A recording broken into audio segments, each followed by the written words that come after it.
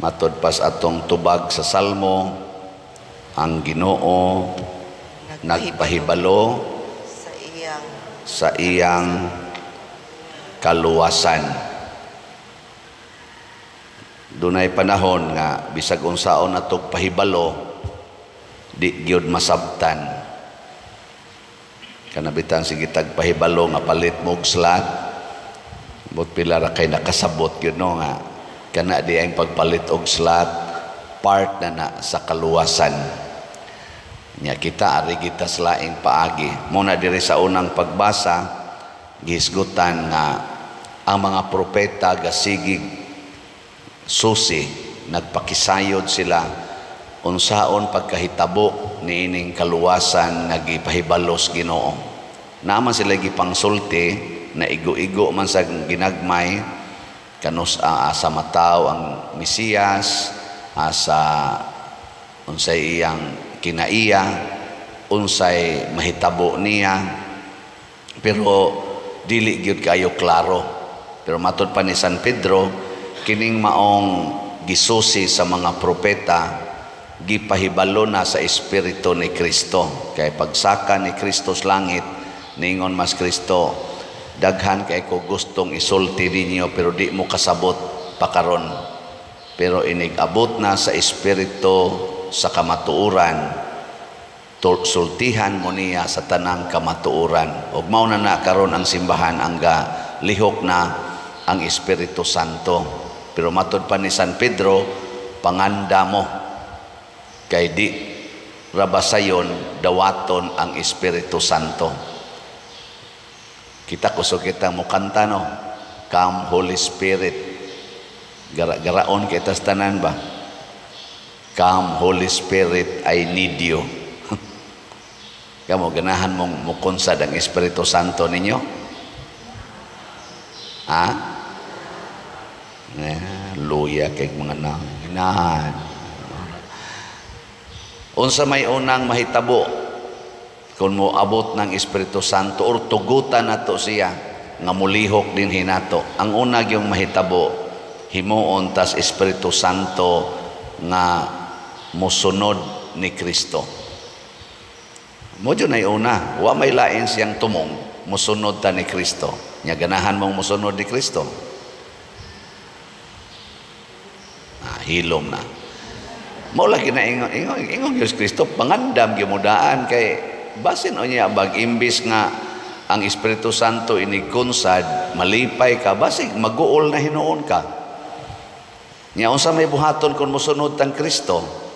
Adi diri iyang gisulti sa katong kagahapon nga ebanghelyo kay sumpay man ni karon niingon siya pauli sa inyo usa ibaligya ang tanan mong katigayunan ug ang halin ihatag ngadtos kabos niya dayon balik og sunod kanako. May kinsa ninyo dinhi ang andam mo himo ana be. Na. Oh, tuan na sugod na. Unya do na pagani gisay gisulti. Biyai ang imong inahan, amahan, bana, asawa, anak, panimalay, imong kabtangan, imong mga uma. Biyai gid tanan. Muna sila si San Pedro katong iyang mga apostoles o pipila ka mga disipulo namiya gito sila sa ilang literally ha namiya gid sila sa ilang panimalay. Si San Pedro naaman ni siya asawa iya gyung gibiyaan. Ilingya imong tupad na andam na kang mubiya sa imong kaubas balay. Naamang ganite kabuang karon bisag nagpuyo-puyo ha nagpuyo-puyo na gina sala na ginang nagpuyo-puyo. Akong advicean wa pa man mo'y kasal nya di pa man ka mo magpakasal pagbuwag lang sa mong puyo. Di mo magbuwag sa inyong relasyon pero magbuwag lang sa mong puyo aron di mo makasa nya pangumpisal nga mo ingon man gani na naman good me baby father di na mi kabuwag ano man day nako di ay usa duha sila kabuk ni dool nako ang babae laki ingon dayon tong laki lisod na kay paderoy na nami anak nako nya day mamatay ka karong gabi kanang inyong anak mamatay sana hasta nang imong gikapuyo. Unsa man sa inyong paminaw? Sila ba nagpuyo silang duha niya, ang laki akong giingnan, biya lang sa dinis inyong ay lang sa pagtipon og puyo, ayaw pagtipon og higda aning ni ang kuan kanini ang babae imong kapuyo. Kaya di pa man ka mo magpakasal, magtigom pamangka mo nya nanaslay anak, di ko no pwede kaya nanak ko no sila'y anak nako niya dig mamatay ka karong gabi kani imong anak mamatay sa di ay ni unsay tubag ninyo anak, mamatay o dili? Dili oy, mo take over si silingan. Doon na sanay manambo ditong lain. Dili oy mamatay. Ngano man? Tungod kay dili kita maoy tag-iyas kinabuhi. Hilas ra kaitas tanan nga moingon ako mo'y muhatag og kinabuhi kaugmaon sa akong pamilya. Hilas kaitas tanan. Pabiyaon ta ni Kristo matod pa niya diri ay tanaw ha.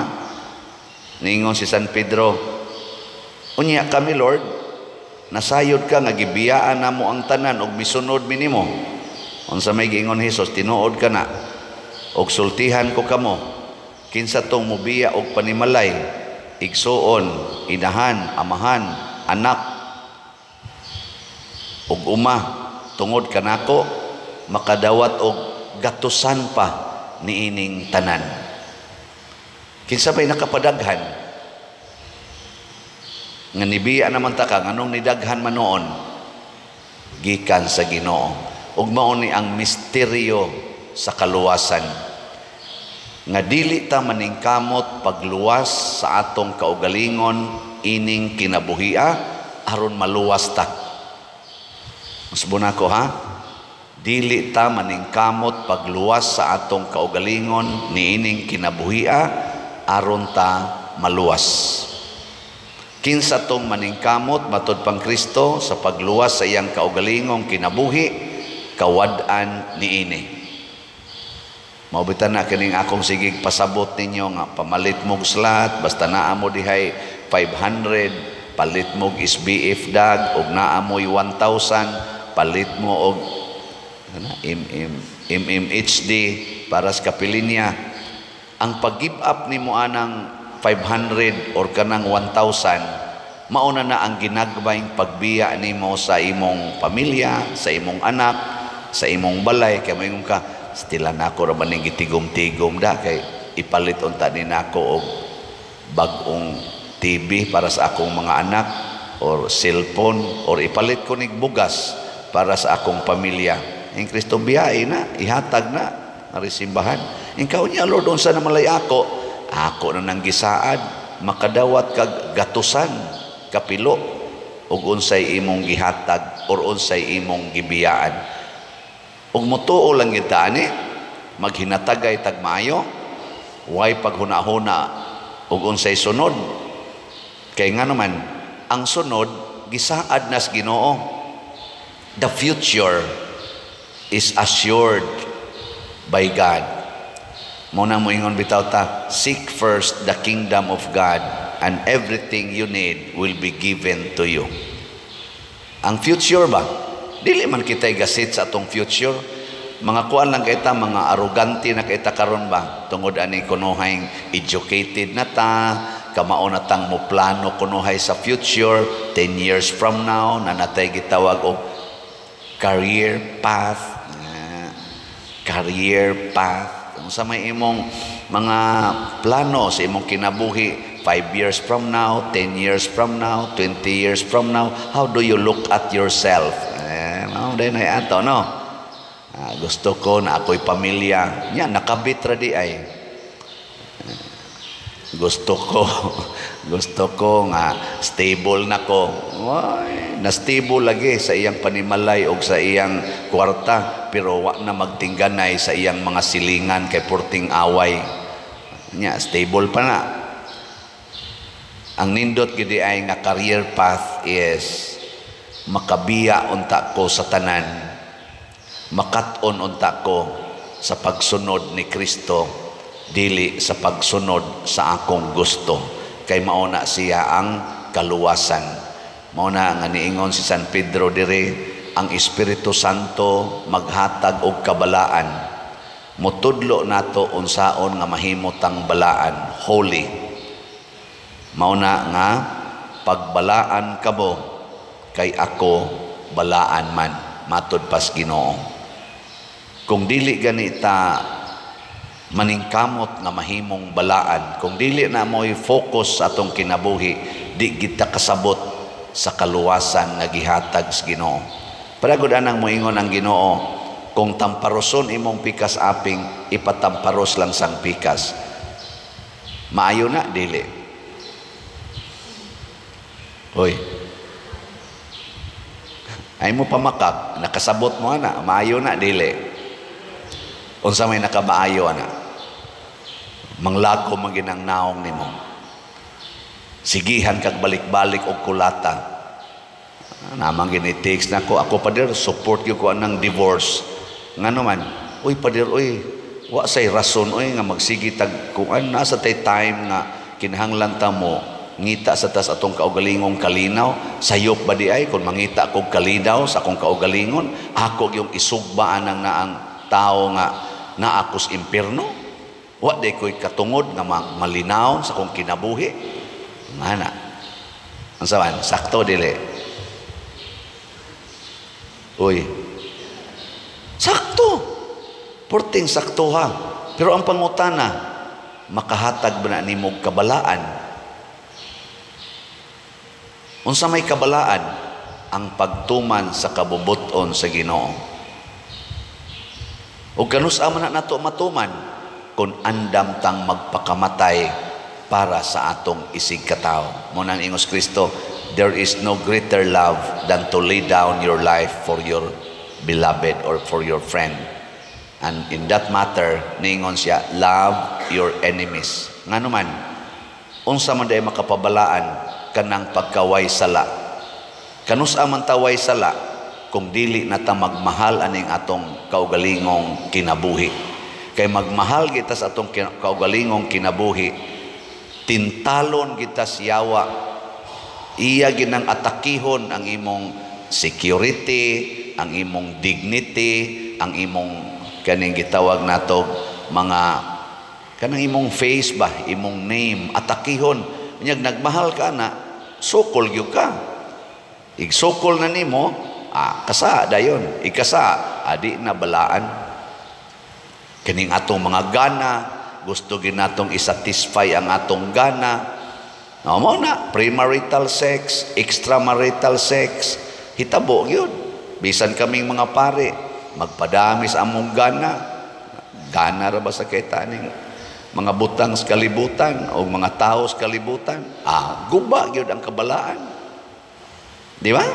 Kadaghang nangaguba karon, mga bana, nangaguba na ang ilang kinabuhi, niya gisakya na lang sa nilasad, nagkunayib na lang sa silang pulos mga himabay, pulos mga hinglaki, gahimo na silang ilang grupo, naghimo pag yung mga balaod, aron masuportahan, mauna na, kanang divorce, kanang naang mga, sana dihang mga balaod nga makapawagtang sa, kanibang gitawag na to, skandal sa sala, same-sex union, abortion, gipanghimo na ng legal karon sa pipila ka mga o daghang mga nasod.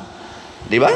Kaya nga naman, to support, to justify, aron ang akong gibuhat, mahimong sakto. Pero mao lagi, kinsa may mahukom nato, kanang atong balaod, kanang balaod nga gihimo diha sa mga legislators, nga sila ra say kaugalingong sila rasay magsupak-supak, sila rasay maglalis-lalis. Oy, ay naglauming mga balaura, kay ang suportahan ana mga balaura kasagaran ang ila rasang kaugalingong mga interest, the human interests. Maobitan na ka ng atoron daghang kay mga human rights, perting daghan ng human rights, nagsagol, nagkonflict ning atong human rights, pero wa gi naghisgot kaayo og divine right. The right of God over us, over His creation. Wa nay right ang Creator over His creation. Kita na mo ay dunay right hasta pang Ginoo ato pang i-impose ang atong right. Muna ang kabalaan di ay musunod tas Espiritu Santo, mubiya ta sa tanan nga kalibutanon. Nya ayaw kabalakas imong pagbiya kay nahibaw na daan ang Ginoo nga imo nang gikinahanglan. Nya tungod kay imo manggibiyaan, ihatag sa niya nimo in abundance. Kay daghan kay siya ikahatag nimo ana. Kanang imong bana o sarap na kabuok, biyain na, mudaghan lagi na. Mudaghan. Nya unsa man ang pagdaghan, dili kay daghang laki makaagis imong kinabuhi. Kung dili mudaghan ang imong murag bana ba nga imong higugmaon. Ang tanang laki pwede na nimong higugmaon og sabton ang ilang kinabuhi o ilang kinaiya. Apil na ng imong bana. Example, kung imong kasab-an awayon ang imong bana kay nangabit, igkaugma wa na kay bana. Nakuha mo? Mubiya man na adto na mo tipon sa kabit. Di wa na kay bana. Og imo lang nang pasayloon, imo nang higugmaon, pasayloon imo kapituan kapito, magsigi ginag-uli sa inyo isip bana. Pero moadto lang na siyang kabit. Ana, 3 ka adlaw dito, nya 4 ka adlaw nimo. Di na adyo kay bana. O, di ba? Kakuha mo? Muna akong simple nga interpretasyon. Di ka kawadaan ba? Nya mudaghan siya sa ato pa moabot pa mo 50 years, moabot pa mo 60 years sa inyong marriage, pero wa magpasabot nga wa mo'y mga kasakit. Pero moabot gyud og 50 years. Di mura gi-multiply, di ba? Di mo to. Imong asawa, imong kasab-an, imong awayon, imong hinginlan tungod kay nakapanglaki, awa na kay asawa. Ingka mong ngitam sa kuglain pa dir, kabit na lang. Ana, di na ginaasawa, pero imo nang panggaon, manganak pa na. Okay, mamabdusan magina atong kabit. Di mudaghan pa imong anak, imong asawa magsigi ginag-uli sa inyo. Sa sige niyang uli, unsa may mahitabo? Unsa may mahitabo? Ma-convert. Siguro mga 10 years, 15 years, maulian gina siya. Nya mahimo na gina nimong faithful wife nga din agin mo biya nimo. Tungod kay ikaw nga husband nagpabilin nga buutan. Maunay gugmas Ginoo natong tanan. Bisan sa atong kabuang, kapila na ta nagpakasala, kapila ta ni saad, ikasakit na to, saad din tas Ginoo mag-usab na gyud ko. Nya ini kaayo na, balik na sa atong karaang bisyo, ikasakit na sa Ginoo mag-usab na gyud ko.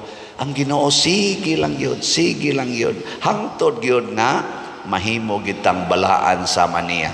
Ang pailob sa Ginoo ang iyang pasaylo, way sukod. Nya kung kita mosunod sa niya sa pagkaway sukod, pinaagis pag huna-huna nga dili kita maoy importante kung dili ang sugo sa Ginoo, munindot sad ang atong kinabuhi.